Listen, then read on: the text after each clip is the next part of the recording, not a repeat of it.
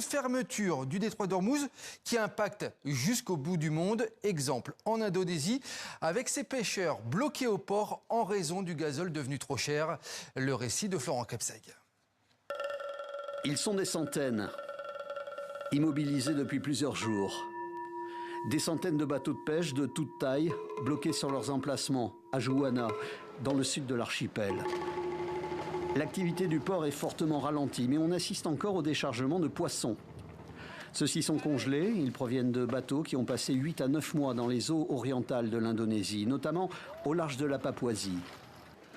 On voit ici arriver du maquereau et du thon destinés à des marchés tels que la Thaïlande, la Chine et le Japon.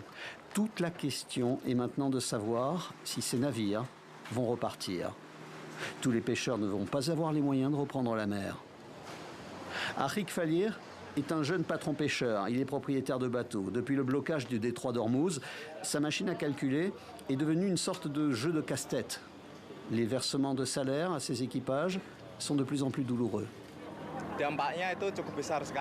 L'impact est considérable. Le carburant représente environ 70 à 80% des coûts d'exploitation d'un bateau. Les pêcheurs traditionnels, comme nous, ne bénéficient d'aucune subvention. C'est donc un fardeau très lourd. Avec les prix actuels du poisson, les revenus ne suffisent pas.